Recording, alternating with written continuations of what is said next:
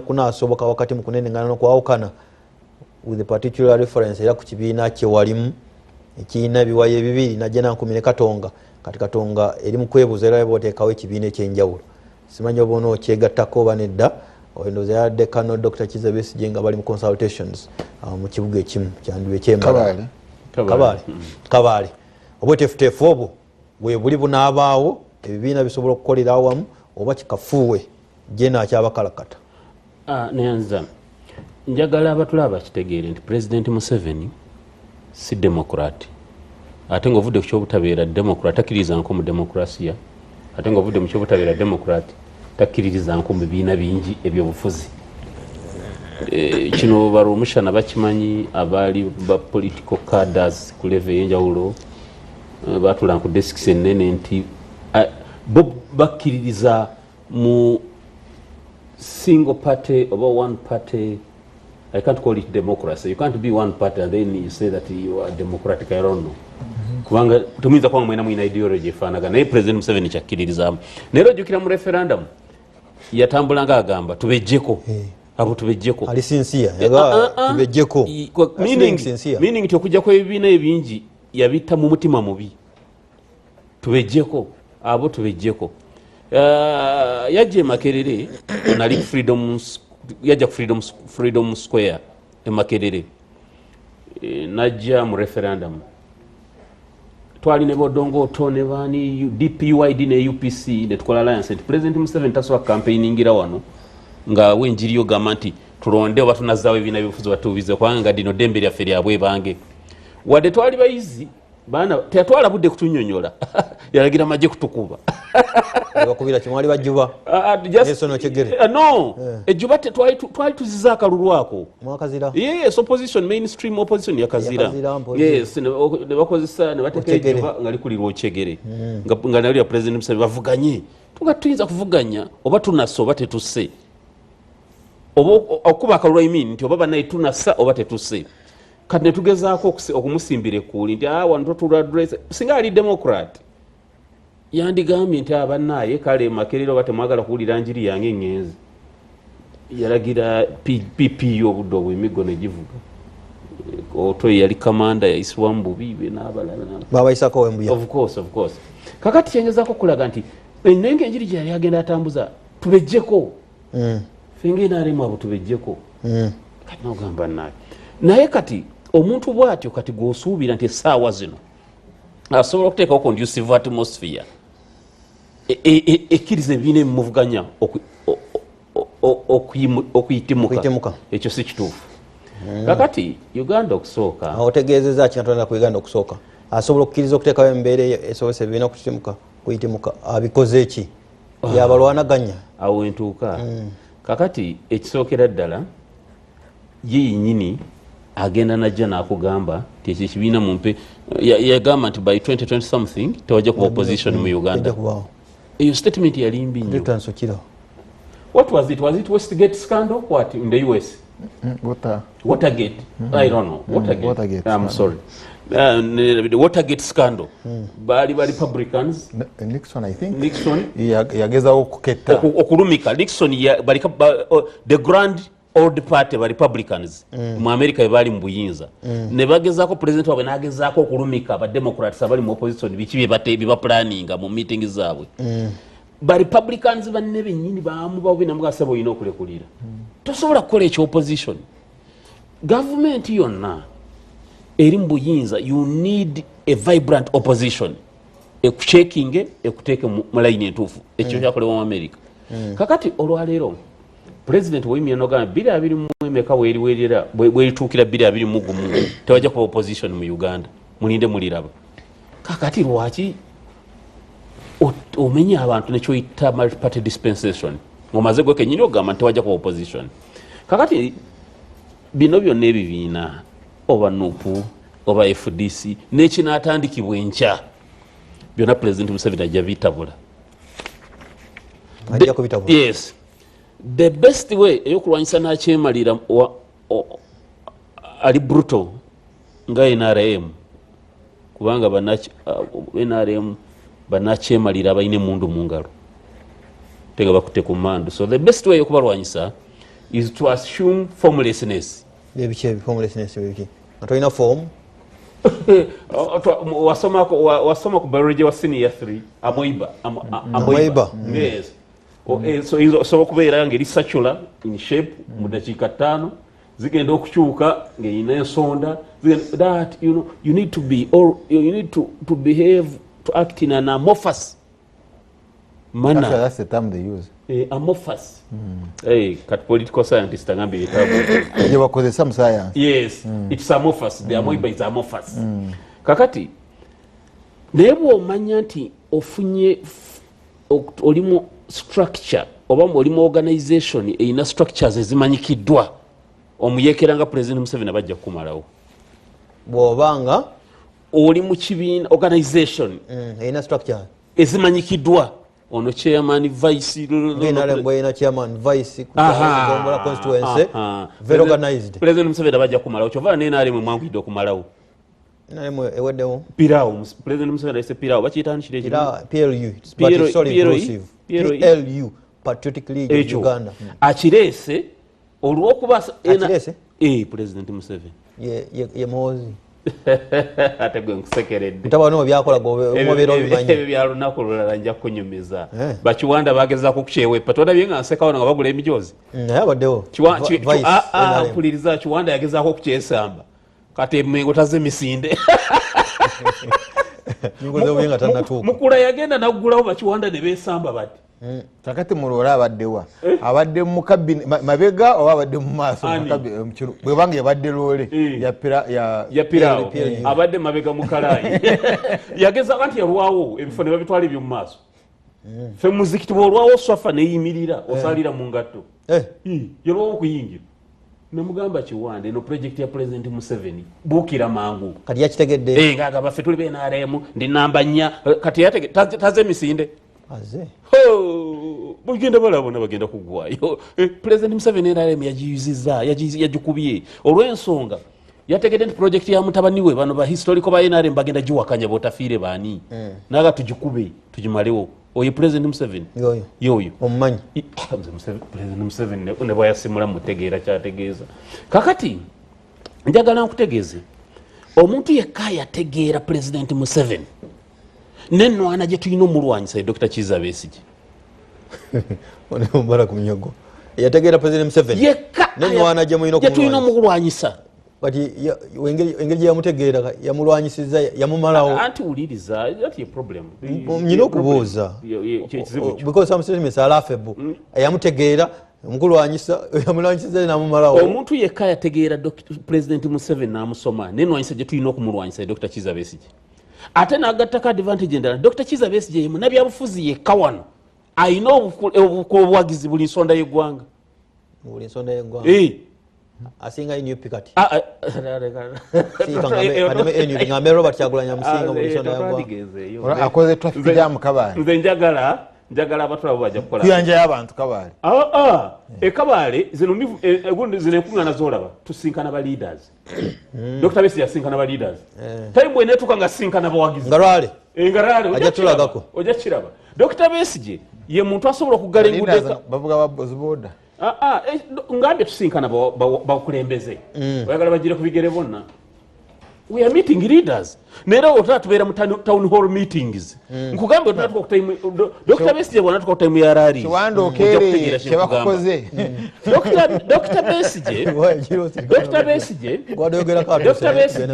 nja kukiddamu nga natera okutuula namugamba abuukire pirawo ng'obudde bukyali n'alwawo katisinga minisita Dr. Besigye atulaba Dr. Besigye lindako Dr. Besigye nsonyi okuyingira Dr. Besigye yoyo ali Kabaale moloka zisinga abantu obungi ate abakulembeze bantambuza genda mu maaso wamma Besigye atambula eggwanga agenda afuna town hall meetings n'obukulembeze bwaffe waliwo time egenda okutuuka ng'ayogera n'abawagizi nkugambye Dr. Besigye ye muntu okuba saizi olukiiko olunene wabweru ku njiri n'alukuba ne Karamoja n'alukuba ne Dokolo n'alukuba ne West Nile ye munnabyabufuzi yekka mu Uganda wano ateetaaga kusomba abantu ng'alina waalaga kakati ate Dr. Besigye n'abeera spot on ku message atambuza akugamba 2026 ono tetumulinda agamba ki tetumulinda tetumulinda tukole tutya sitteeka nti gavumenti erina kuviirako mu kalulu mwokka ssemateeka agamba abantu bala ssemateeka ng'alinnyirirwa nga atyoboolebwa basobola okwekolamu omulimu mu kaseera ako ne bajjako gavumenti ne bajjako abo batyoboola ssemateeka nebagoba so Dr. Besigye kyakugamba nti tetulinda 2026 ojuga twakyogera 2021 nga bannaffe bagamba noonya ndangamuntu ebiralo bitulekere ntubagamba ndangamuntu erina kyegenda kukola era teyakola ndangamuntu yesobola okukola wolabya mbuleera wotikinga esobola goba munyagwa naye jeno yowe nebogoba bamunyagwa 10 osobola kujjako wempe nemukola ganga yabayaye nemugoba munyagwa nemusanyuka tumaze tekiwedde kale njagala kuvaako kati so nga maliriza mbadde nsaba bannange omulundi guno badde bawulirize Dr. Besigye enjiri gy'atambuza ate otumala ogiwuliriza ffenna tufatanyayo nini goberera tukkiriza Dr. Besigye emyezi nga 9 atukulemberemu tulabe oba tusobola okwejjako olukokobe luno nga 2026 tenatuuka yes kyempa opposition bananga so in other words program is kujawo Museveni before elections program become opposition leader no I want to understand what he's saying abuzanze kyenjogera because Dr. Besigye akugambye nti ye bya 2026 tabirimu yes eno program gyatandise nungi nnyo nsubiregera kutugattanga abo opposition kubanga yo terimu kunoonya kalulu and it's going to succeed of course yes kubanga kakati momentum gyatandise nayo you see utali tumanyi nti oba kano ka faction kabanandala katawanya kamandi kaba commanders baffe naye ku meetings etwakakola twalabye nga the entire thing is still intact buli wetulaga tulabye ajje likyali intact Dr. buli walaga ndaba ekintu kiri promising kakati Dr. abalaki bannayuganda yabadde embalala abantu ne bakaaba amaziga bambi kino kyasemba kulabika bandu oba ku mulembe gwa Yesu omukulembeze nayita abo ne bakaaba bokka anti yabasibiza enjala ne bakaaba Dokita watukola ki okuva mu struggle okuwumulamu kalike yawumulamu yes kalike bamu take operation mbaleseemu namu abantu bakaabye nanga time etusedda muwulire ngestruggle naye yali sport on naye sagala bamulumbe nera namuti mulumbe kwatayagala kwesimbawo love join eri Dr. Besigye yo sagala kwesi yo tayagala nkuulira agonna kugamba omushana gonya yagana naliye wejuzi yagana okwatula omushana nagamba gwe tonkanga gonya ebe kunyumiza ifa ku ntobe ennyanja giwulirize sisuubira bannaffe bonna aba opposition kuba yalumba Dr. Besigye kubanga tayagala kwesimbawo mbadde nsaba tuwulize enjiri gyasomesa tuteeke pressure ku NRA tulabe nga tufuna electoral reforms meaningful reforms an independent electoral and boundaries commission moderator nga tuna kumugoba Munyagwa ndaba ina contradictions because agamba Besigye yakunga Museveni aveyo ng'obululu tebunaba kubaawo ate ogamba tumuwagire akole electoral reforms agambye tuteeke NRA pressure kubanga akalulu 2026 Besigye azoba taliiwo kayina okukola ki akati okubaawo sebo but we need the reforms Museveni ne president omujjawo omulala ayinza okukwata obuyinza so we need to put pressure on them Haji Mubarak yes ngenda mukuwumula naye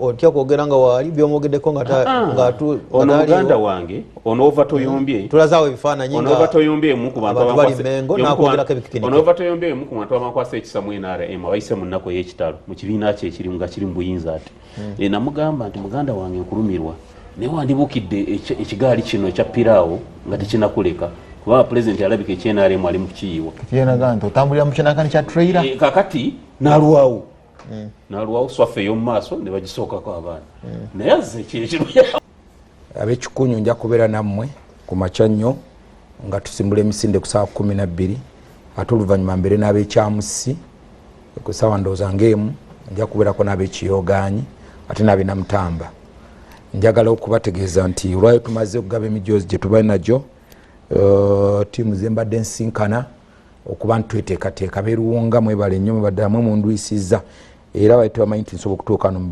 kubanga mbadde mu byalo nga tuteekateeka tiimu zaffe zibayita ttiimu kabiriiti ezigenda okudduka emisinde gya Ssaabasajja Kabaka. Kakati programu yaffe eya Mwanyi Terimba tuli mu nteekateeka twatandika programu eta kisoboka Mwanyi Terimba campaign. Kisoboka Mwanyi Terimba campaign. Kisoboka Mwanyi Terimba campaign. Yes. Kisoboka. Genda kumala emyezi 9, agenda kumala emyezi 9, twatandise gwakuna, gwakutaano, gwamukaaga, gwamusanvu, gwamunana, gwa 10, 11, 12 ne January. Kati kunaku z'omwezi 15 tugenda kulaunchinga Mugombola ekikandwa. Tugenda kubeera enakwaya Church of Uganda abalimba emmwanyi mwenna abasuubira okulima emmwanyi n'aba nursery beds mwenna mbeetaaga n'abalimisa bonna beggombola tujja kubeera enakwaya Church of Uganda nga 15 ku Mande ate 16 tugenda kuba Kalangaalo mugenda kubeera waka wange awo Mutetema maka gaffe ag'Ekalangaalo we tugenda okuŋŋaanira 17 ku Lwokusatu tubeere ebulira ku Church of Uganda mwenna abalima emmwanyi abagala okubirongosaamu naye okusinga ddala amaanyi tugenda gateeka ku ndokwa kwa twaba bafunira endokwa ez'omulembe line 8 line 7 line 10 line 9 kati endokwa eziriko ezirwanyisa akawuka ezivaamu ekinene kati awe tuli twagala buli maka ekitono nnyo nga mulina ebikolo by'emmwanyi 10 n'okugenda waggulu. That's our target mu Kisoboka Mwanyi Terimba. Kakati 2026 kati katono nnyo emabegako olwaleero tuzze wano nzite n'aba PRU simanyi lwaki kubibuuza mbadde manyi ku kibuuzo ekimu jja kubuuza abantu batubuulira ani chairman wa PRU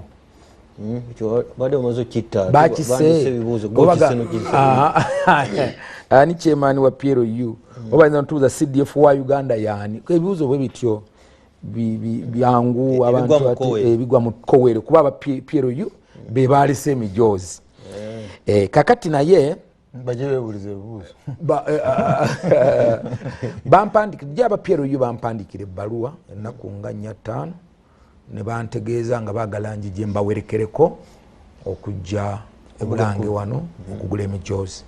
PRU tetugina ku mutawaana nga aba National Resistance Movement era obubaka ne buntuukako nenzija nabo olwaleero olutuuse ne tugenda mu kisenge ekyenjawulo ne Katikkiro wa Buganda abantu nga 5 nze ne Baramu ne Owekitiibwa Kabanda ne Lydia Nabel ne Minister Kabyanga ne Cedric Babu. So we had that meeting ne Katikkiro oluvannyuma tugenda mu cabinet room era Katikkiro tumwebaza olw'ebigambo byagambye batabani baffe bazzukulu baffe aba PRU wabategeeza nnyo okubeera nga balwanira ekigambo kya patriotism okwagazisa abantu ensi yaabwe naye ng'ate mu kubaagazisa bakola ebyo abantu baviirako okwagala ensi nga tetukisomesa busomesa kyokka wabula nga kituvaamu. Kakati nsanze ku mulamwa ogwa 2026 obadde ogamba Mwami Busuulwa nti bwe tutunuulira kati mu bigenda mu maaso kulwanagana bibiina bisobola okuba n'omulamwa okumamulako gavumenti yammwe 2026 oba okusigalawo kuba namwe mulina ebizibu munda. Bwe mbadde nzija ndowoozezaako nnyo ku trip ya Dr. Besigye ngisanze n'Oweekitiibwa Munyagwa agyogerako namulaba Ejjinja ate namulabe n'Embarara. Ejjinja nalaba meeting olwayo ndabyeko procession there was a procession genda bibadde Embarara Kabale but I think he was also in Embarara yabadde n'Embarara. Kakati Dr. Besigye, first of all, I want to congratulate him. Omanyi omuntu okuba with that resilience. Emyaka kumpi 30. Nga togyeko gina 3 egiri nga ali mu opposition. Jukira nti even before yali mu opposition mu kugenda mu nsiko. Why tasobola kuba nti ogenda mu nsiko ng'owagira government yali mu bukulembeze. So that means he has lived his life in a struggle muntu yenna engeri yalina bwayinza okugitegeera mu ngeri ye engeri gyagi explaininga. Not very many people abali consistent abafaanana bwe batyo. Abantu nabo oyinza okuba olwanyisa bwavu naye obwavu bwo olubulwanyisaako emyaka 3-4 bulabiganye omayinja yagamba tuleka kuwa ssente emyaka nti bwe zirima mu guno nga nzita. Dr. Besigye kyakulabirako eri buli muntu yenna alina struggle gyali muyinza okuba si ya byabufuzi niyo oyinza okuba ng'olina ekintu kyolemerako. Sennaku zino waliwo nti abantu banzi olemeddeko nga Dr. Besigye It's very important abantu okuba nti waliwo ebintu emukola consistently. Kaka Dr. Besigye omulaba nti 2006 ajanga opposition leader from 2006 ngaze mu kalulu paka 2021 FDC ne Dr. Besigye babadde bakulembedde opposition fraternity ebbanga eri lyonna.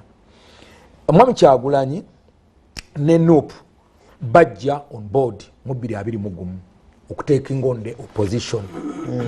Mu myaka ebiri olaba what is happening in NUP. Nkulaga nti even when okuleadinga opposition nacho mwami Busuula si kye kintu omuntu kyalowooza nti it's a simple thing.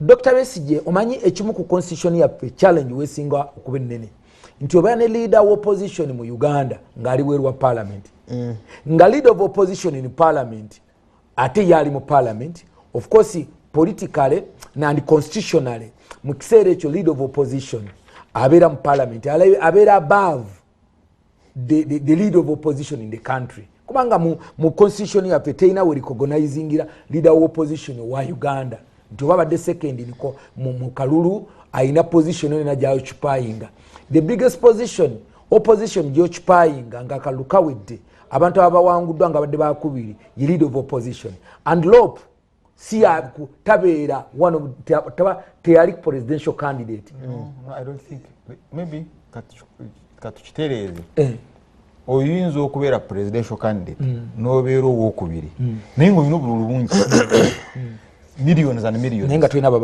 nga toyina babaka kakati newabeerayo ekibiina nga tekirina bululu bungi naye nga kyekirina ababaka abangi mu ludda oluvuganya.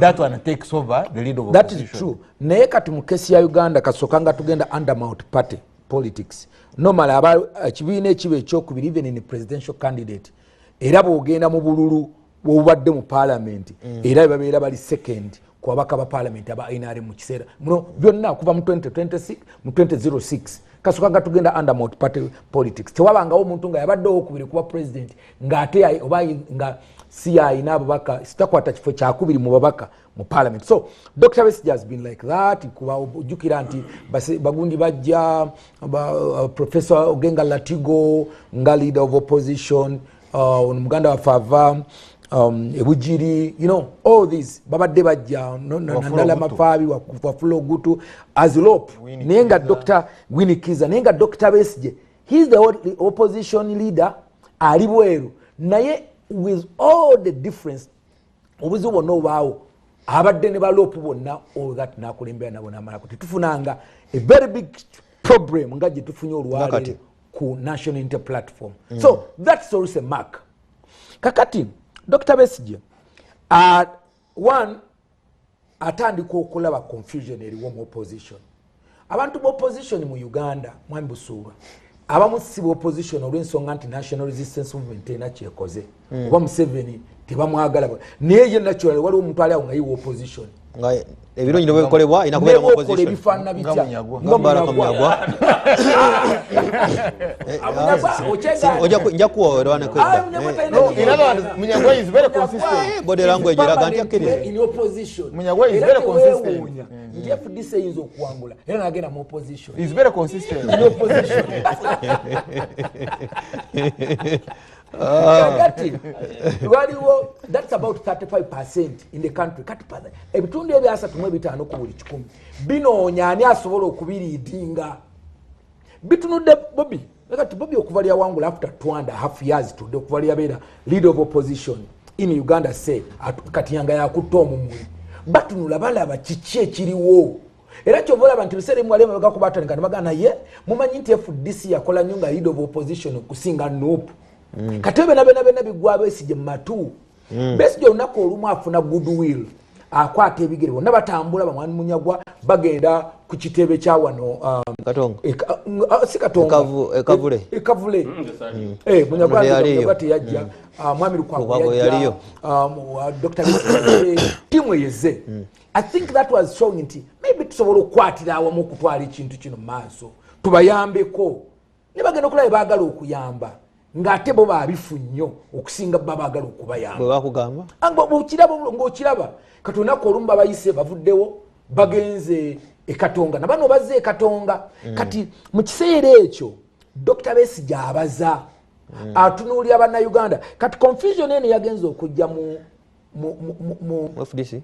FDC alaba takyali nandalo uli Munyagwa abadde agamba nagamba nti one bagenza okulaba batuuse mu kyalo bagenza okutestinga ku ground ko bagenda batya ekyo kikulaga nti mu kugendayo bagenda nga batya tebabanga batutegula tolaba gyatandikidde yes atandikira Rwampa kakati bagenza okutestinga kubakwata ng'omuliro gukyaliko kati Dr. Besigye alaba omuwaatu oguliwo nga Bannayuganda they are yearning for an opposition leader. Katolinga aga nti gwe badde batwalanga opposition leader yabise. No, they've lost so it. Besigye must emerge they've again. Lost it, yes. Mu kiseera kino njagala nkubuulire mwami Busuulwa bwe tuba tetwegendereza akaseera kano Dr. Besigye ayinza okukakozesa n'akomawo n'abeera hope for the opposition. Alinamu okufuna amaanyi ago Besigye alagidde bwawanika bwati atufuna akalulu. Abantu opposition mu Uganda mwami Busuulwa tebawagira muntu. Bawagira ki? Bawagira it's an ideology yo nga bobo opposition. Chovola bantu bo mwami Sebaggala bwaluzinga haja alagidde toyina wosanga enkeera bashiftinga ne bagenda ku mulala ne bashiftinga ne bagenda kukola what they singa tokyasobola kutwala gundi yabwe mu maaso they shift ne baba rumushana tomorrow rumushana najja ne bamukiririzamu he doesn't even need to explain a lot bamugoberera yes bamugoberera so Dr. Besigye alabye omuwaatwa ayagala gukoze ekirala Dr. Besigye waliwo akalakalowoza mu kote kaliyo kubanga alowoozezamu ng'omutamiivu awerekera empisi amaye omutamiivu aba awerekera empisi oyinza okulowooza nti sawa yonna okugulu kuvaako waliwo amalowooza nti ne mu NRM tuyinamuko differences omuntu ombu awulira PRU n'abula jjajja tuva ku maini alowooza ezo njawukana zaffe naye jasi nnyo njagala kubagamba bwa Munyagwa ezo abo ffenna ffe bamu ekyo kyo temulowooza kulondawo era mubalonde ekkubo mwene ali muyo temujja kulondayo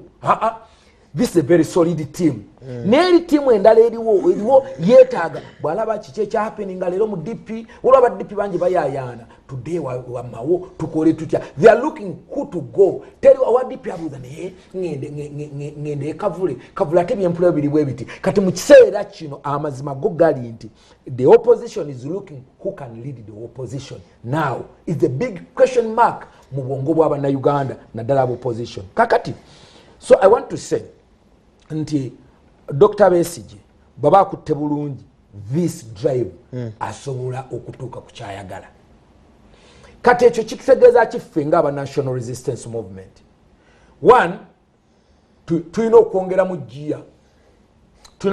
gia ku mobilization strategy yaffe twakamala by elections bbiri nga batukuba era ngo batukuba oyam ne batukuba nene egwedde eyeddokolo that's not a very good sign gye tuli ngaba national resistance yeah these are I mean any by election kasitogigulawo mwenna mugenda kuwangula I don't need to akuba wadde wange nze mmanya nti ngenze okuwangula kyova tuteekamu amaanyi ne chairman waffe wa party najja tetuparticipating nga buparticipating tuba tugamba nti tulina okuwangula constituency eyo so it's now time as national resistance movement to have a second thought okuba nti nno bwe tuba nga tubadde mu gia number 1 oba mu gia number 3 tulina okuyingira 2 tuyingire namba emu because kino kitegeeza nti ffenna kati tuli mu kisaawe kigenze gye tulimu okujjako kyenjagala mwami Munyagwa simanyi lwaki dokita akirwako nnyo kino banange tusobola okujjako omusajja 226 nga ekyo tekiri first of all is unconstitutional statement gyakola nze manyi ndowooza ayagala kubaako ndowooza bwe nayogera bwe nti kubanga meeting zazimanyi nti singa wanaba temwina poliisi eyingiddemu zijja kubeera bwe zityo mpola nayagala abeeko ku statement zakola maybe poliisi gati banaye muziyimirize kyova olaba nti olwayo ng'oggyeko okuzidisikasinga olwo tezinayingira nnyo mu mitima gy'abantu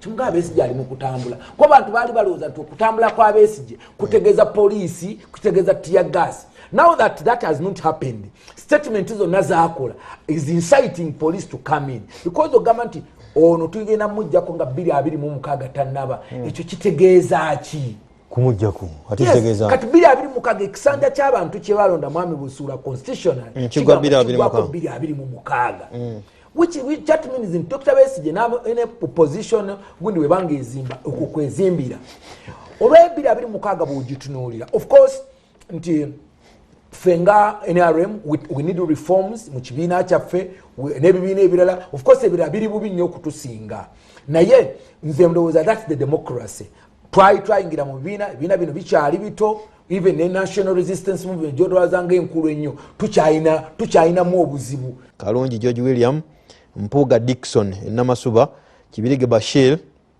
Waswa Eliaza ne Kiwanuka Michael abalamuja kuwangula mu program endala.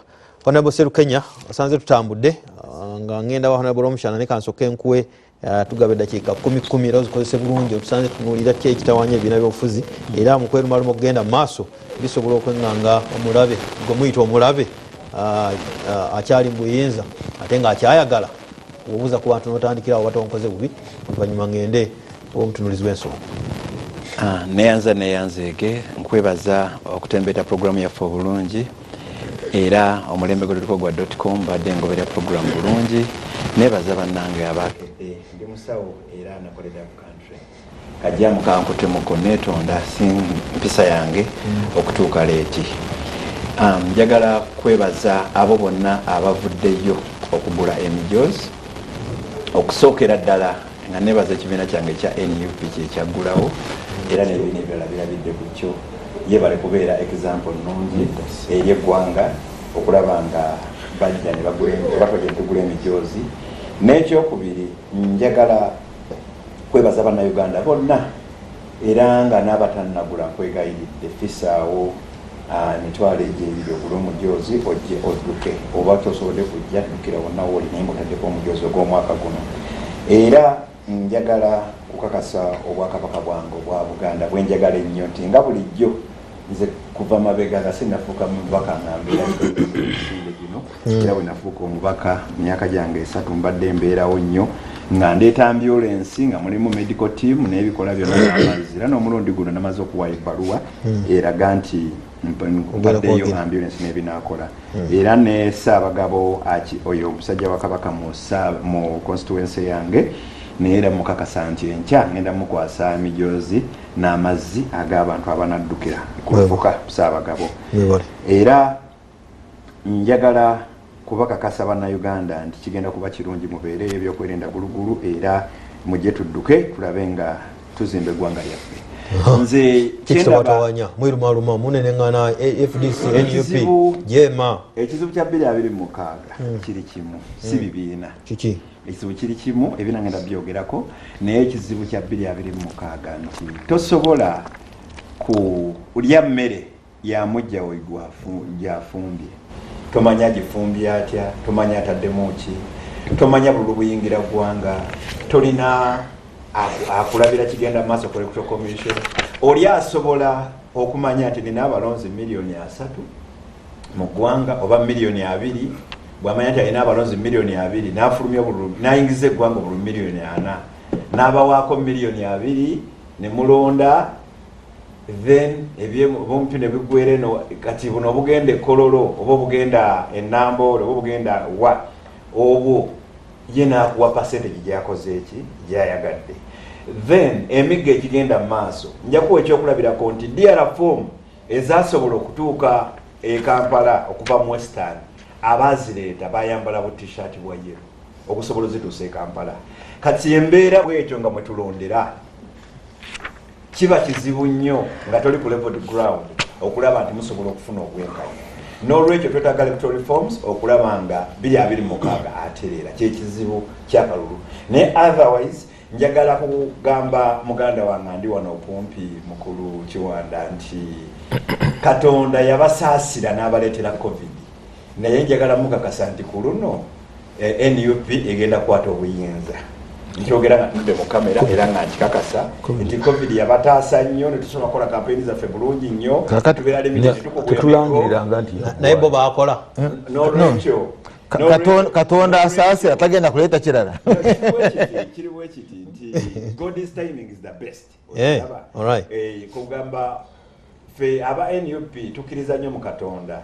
nti wayinza okubaawo nga waliwo abantu abaali batalina kutuuka mu nsi ensuubize oba otegeera kye ŋŋamba nti Mukama n'atwetooloozaamu ako ng'ali mu kulongoosa nnyumba ye naye njagala program badde njigobera naye njagala bakakasa nti ebyo byonna bye muwulira ebadde bigenda mu maaso mu nuupu njagala bakakasa nti ate kaadi ya nuupu yeeyongedde okuzitowa nnyo era nup yeeyongedde amaanyi mangi nnyo olwekyo ekigenda mu maaso era njagala bakakasa nti wetugenda 2026 buli nup wenesimba omuntu egenda kuwangulawo olw'ensonga nti ekizibu kya uganda era ekolamu amendment si buli wenesimba gamba at least awasinga obungi wenesimba oba awamu nesibuli tekisoboka njagala kulaga luli yasimbawo bameka yafuna bameka ebibiina ebirala biruzinga ye eri mu kupiikinga kati bweba epiikinze nga biri biruzinga ojja kulaba nga nup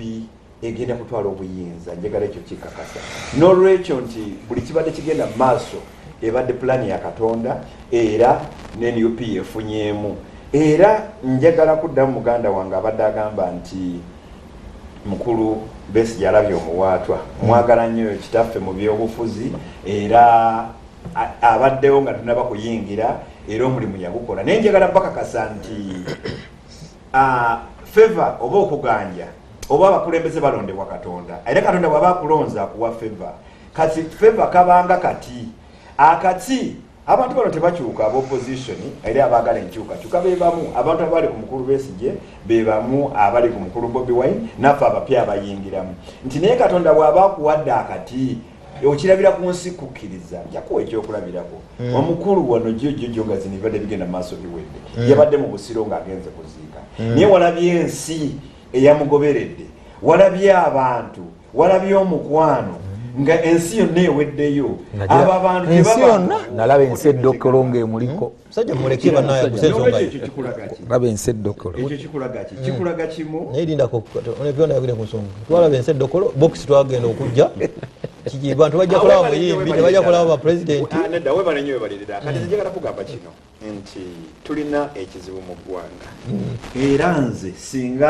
singa tuyingira mu buyinza tetugenda okukolamu okusooka okukolako kumakinga sure nti Uganda yonna tubalansinga ebitundu kubanga nze kankubulire nali ddokolo nze nagenda namalayo wiiki 2 namba naye kino kyenalaba eddokolo nti eddokolo abantu bali bubi nti omuntu osobola omwana obisu 5 n'afukamira neyeebaza era nja kuwa ekyokulabirako ebwe ba campaign FDC yali esinga campaign ey'amaanyi tibalekya na zino emmotoka ziwakadaala eza mukulu Nsibambi zikola akalulu naye ngeri tebabimanyi eri bamanyi kintu kimu nti nga okulonda kwankya dira aba elders bakuŋŋaanyiza abantu buli muntu afune nusu 10,000 so kati UPC yasinga NRM sente mpunedda mpulirizaako njagala nkunnyonnyoleza naliko ground nti buli muntu bamwe nusu ki 10,000 oba okitegeera nze njagala kuwa ekyokulabirako nti eri nkimanyi nti omukulu wa NRM yajja yaliyo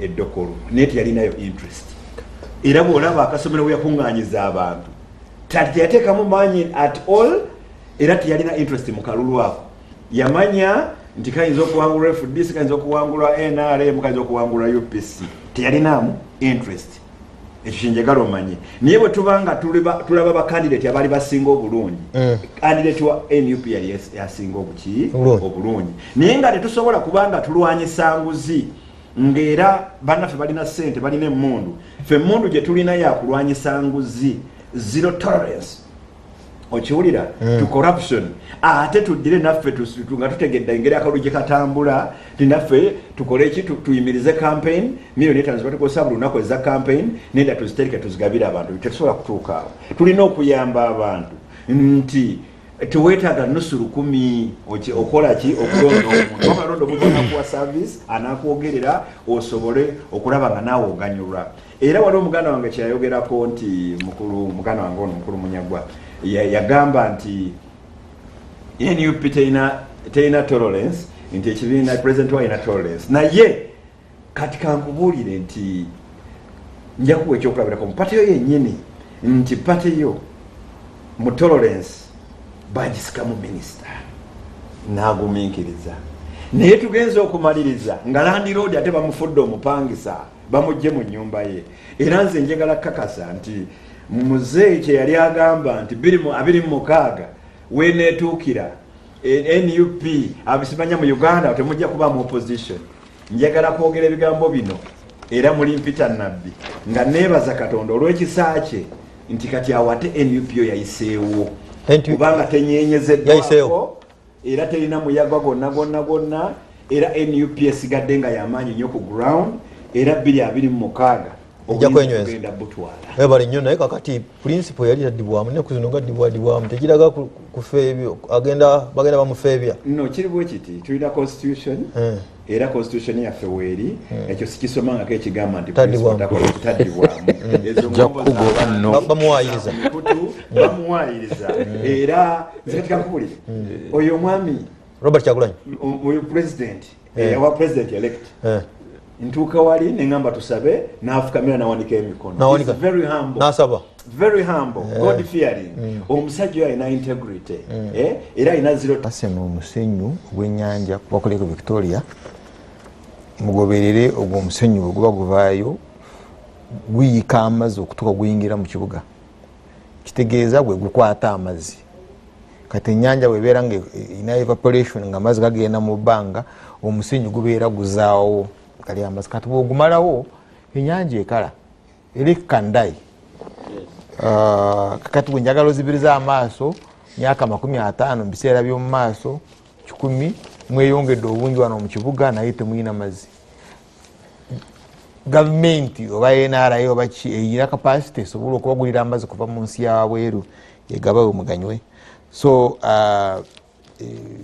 musaala Katonda abatuge abali mu ebyo tusobole okubaawo naye simanyi kiki kiri mu nsi ali okusinga nnyo abasoma omanye eya omukka gwogussa ate n'ogwonoona ebibuga ebirungi ebyamaanyi nga za New Delhi kyekya China ekyo the quality of air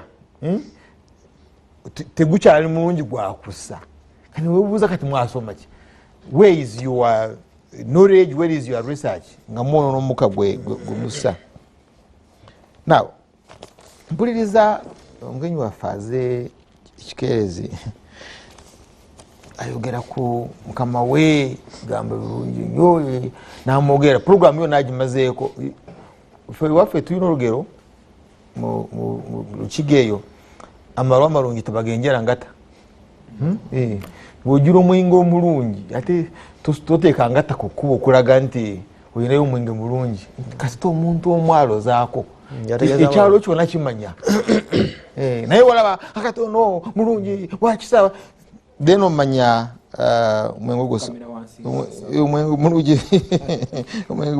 omwenge mulungi ogwo yomu ayogerera wowe kakati ayogerere ani kakati njagala kusooka mukulu Busuulwa ogaye tutunulire 2026 ne statement ya mukulu Munyagwa campaign gye balimu yene Besigye kujjako Museveni ng'obululu tebonaba kutuuka 2026 eyo senali eyo tugibuusanga maaso no erimu obwa serious bwolirabanga programu bwetyo senario bwetyo gyosookerako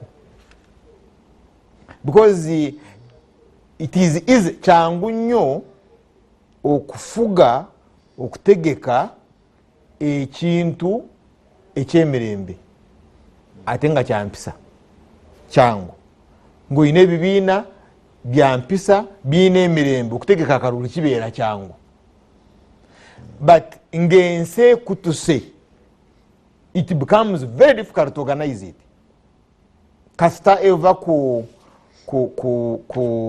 chassis kasita eva ku bearing kyangu nnyo because kyangu nnyo okuvaako kyangu nnyo okuseerera it is harder by the way okudduka emisinde but okuseerera is easy kuseerera n'ogwa now senario eyo bwejja twagirowoozaako netugiteeka mu constitution the state of emergency kakati nandibadde nsaba tutunuulire nnyo that scenario because tulina banneiba nga tebalondanga Sudan eyewansi terondanga Salva Kiir ebasinsi kuva biseera bafuna independence obululu bwagaana tulina scenario nga mu Democratic Republic of the Congo obululu bulyo owagwa sibuno Fayulu eyo mu Kivu yonna tebalonda kakati simanyi kano kabadde katya but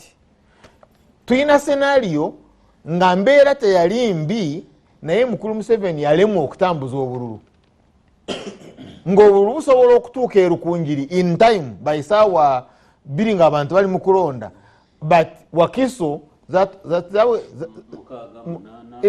nga tebona bakutuuka.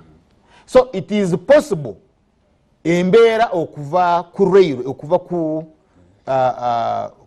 ku musingi nekutuka ne tulemu okuorganizing akalulu. We can fail to organize the election.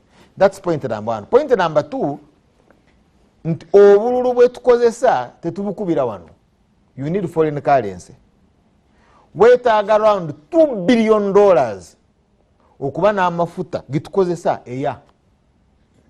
Now tuyina deficit in balance of payments deficit nti ensimbi z'enzungu zetukozesa okugula ebintu wabweru tukozesa nyingi nnyo okusinga tetuyingiza by around $800 to $900 million per month. The deficit per month. Ate tuyina sente zetuyinawo eza $4 billion zitutwala for only 4 months of imports. Singa tetufuna foreign currency eyingidde. Bwe tubanga tufunye currency eyingidde ensimbi zetuyinawo mu nsawo mu kita kyaje zitutwala for only 2 months nitugala. Kakati gwe zibiri za amaaso nga all those scenarios zize nga electoral commission egamba twetaaga 1 trillion okubisa akalulu. Because Joe the other day akalulu ka LC luku council government yalemwa neka teka kubisanga teka londesanga. Why? Because tebayina sente. There is no money. So oyinza kwanga olowooza nti ebibiina tebiriiwo tebiri ready nga naye n'eki government kyafada watu ukola okumungwa is kawukumi nga yayingira damunda. So that scenario tujibusa maaso. But bwekibanga tugenza best case scenario from 7 ng'ebintu byonna bigenze bulungi constitution gye twakola eya 95 tetwagikolera muntu mulala kufuga. Mwagikoleraani Museveni yekka okufuga eternity omwali musuubira. Kati bw'oba oyagala kumujja bw'oli oyagala aveewo then olukola constitution era but eno it's yatibwabulwa ya Museveni. Why? Nakikugamba luli because yakola chairman NRA high command yamukola CI yamukola chief CDF no commander in chief CIC. Twasalawo mu constitution okubeera bw'obeera president ofuuka commander in chief. In other words osobola okubeera chairman wa NRA high command by virtue of elections. That's the mistake we made. Ng'oredo ono yali katonogamba nti Museveni asobola okuwaayo NRA high command bwa chairperson wa abwekiwanda oba kigongo ekisoboka. It's possible. That's why you see taina deputy. There is no deputy chairperson of the NRA high command.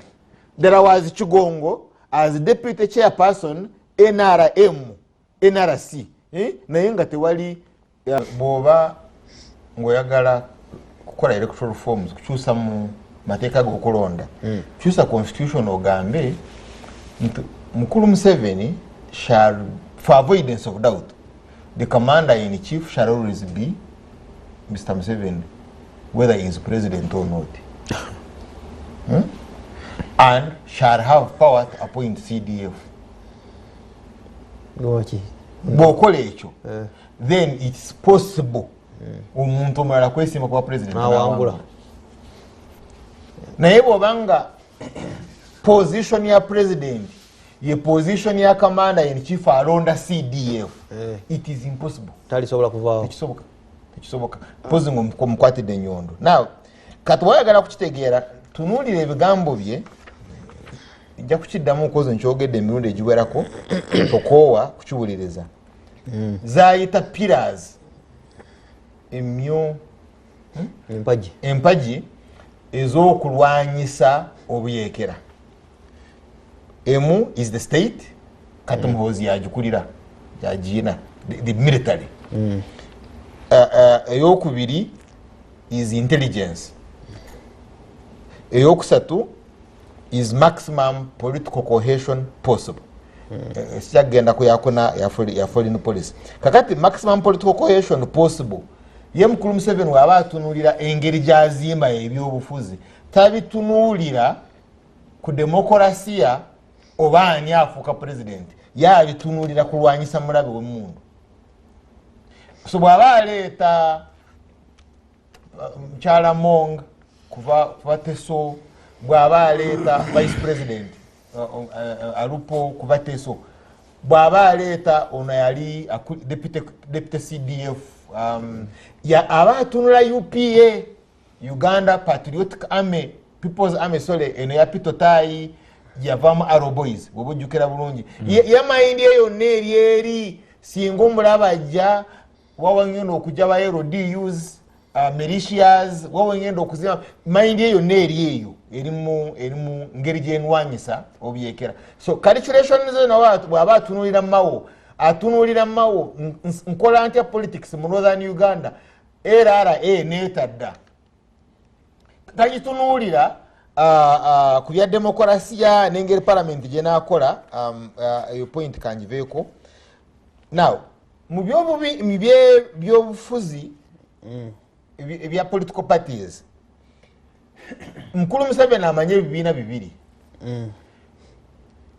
Kyoyita FDC agimanyi ng'ekikye, naye abaana ebirali abo bagende balikomawo. But ebibiina byamanyi bibiri, ekimu is UPC, ekyokubiri is DP. Now UPC agirwanyisa kimilitary naye tayagala kugimalawo. Kimilitary atayagala kugimalawo? Yes. Singa UPC egezaawo ereete candidate Bushenyi, olaba ajja imundu.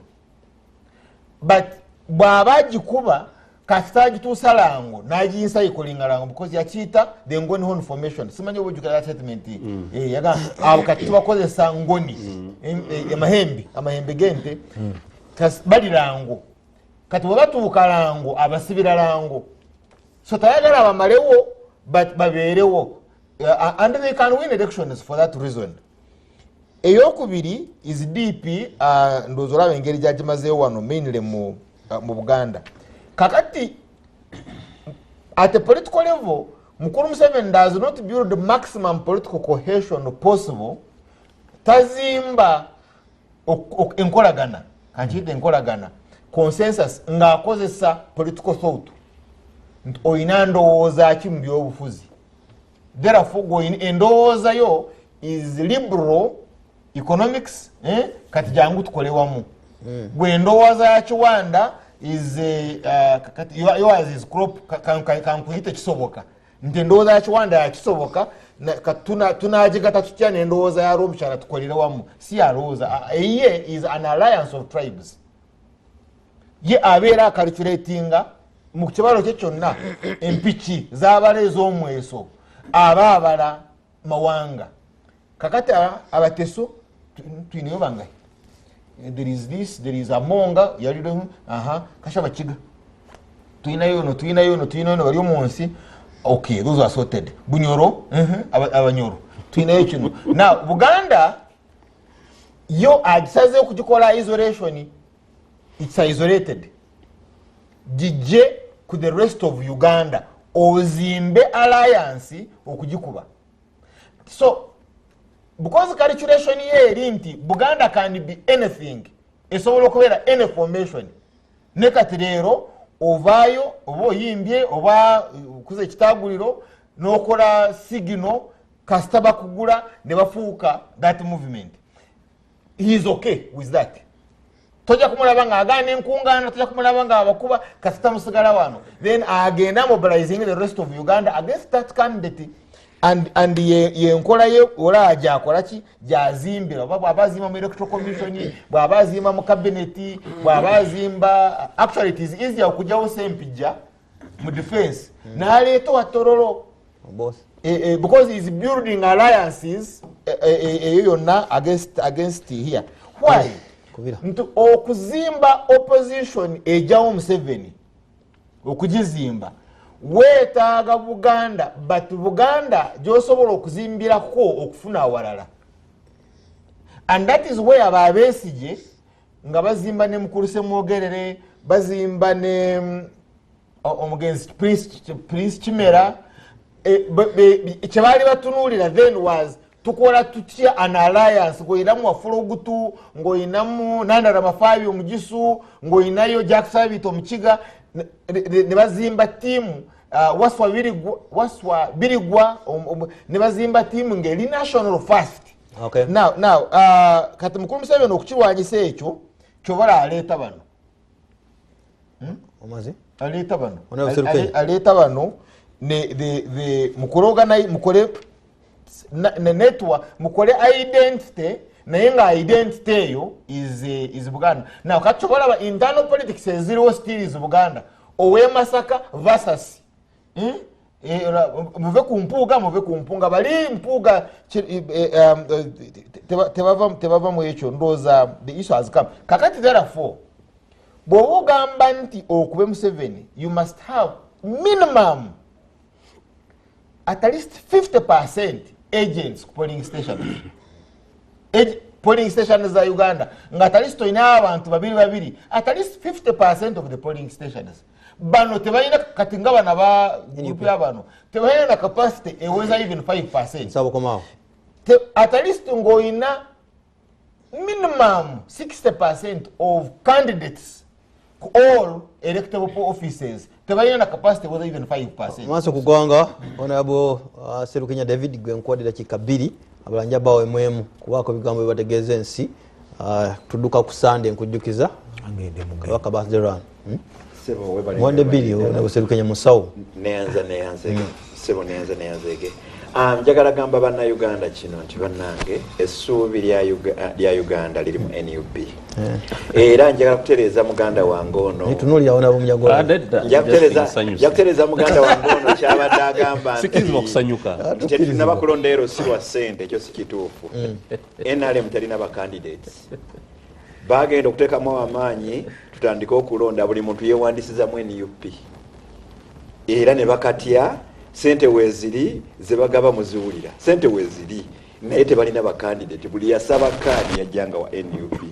okitegedde nekihi bulungi so nkugambye bane mukakane muleke omusawo mutendeke asibule NUP is a threat ekyo njagala mukitegeere era ekyokulabirako nti NUP agitya ekisooka bwe yali ayogera ng'ayogerako eri abantu oba kibiina kye mu by'okuwandiisa bamembers example gye yawa yakyagulanyi kikulaga nti NUP oba kyagulanyi yakyakulembedde opposition is a threat. Ekyokubiri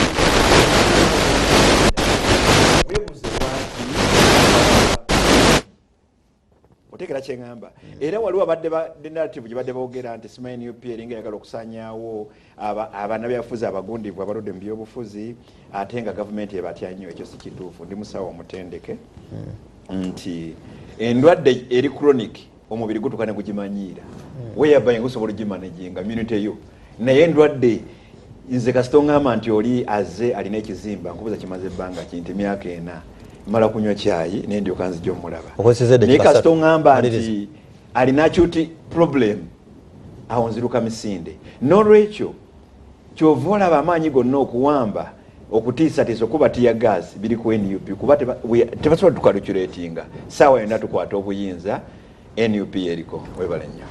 Makinde Saabagabo mubaka wa Parliament David Serukenya Mubarak Munyagwa nsibule ensimu naye nankyuka Dr. Besigye gyali nga nsibule ensi nze nja kulabula bananga abo opposition kyo ekiwamba abantu twalina abaana mu FDC nalina abaana nange babayitanga bakikankane mbajukira bambala bimyufu mu kuba recruiting abafuula bawambye anyo ejeno kayihula security esobola okujja gwe emisana ne pickinga waawo nenjola mubona batutoyo nebamutwala bamanyi bamutwala batamutwala ntwala mujja kumanya nti yagenze olusi yakyusa oba yakoze eki kati olumutuuseeri ne bamutrainingira emyaka ebiri muwoza tebamuleeta mu kooti ne bamubaddiza olumuza tomanyi mumwanirizanga muzira nze kyali kintuuseeko gwali kawempo bimanyi ebipolitics w'okuwamba abantu tumuleke bingi ebirimu abatalabika abamu security bayinza okulya sente zaabwe ne bakutuma omulimu n'otagukola they will pick you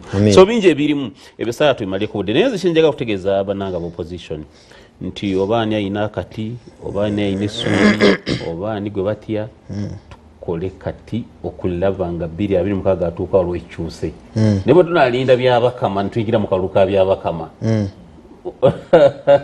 webale nnyo Alan Sebalo ng'emwaguza emijozi mumpe eddakiika emu abantu bano basiibule sigino njiwulidde naye nabwe kiwanda eddakiika emu tuve wano NRM tebangako na politics wa identity nga mwamera omusana baagala tugamba NRM politics waffe wa interest ebitugatta si mawanga interest z'amawanga ekitugatta si interest era ekitugatta mu NRM it is not the biology tubaawa wakulu otya oli muwanvu oli munene ekitugatta is the ideology NRM politics the politics of ideology not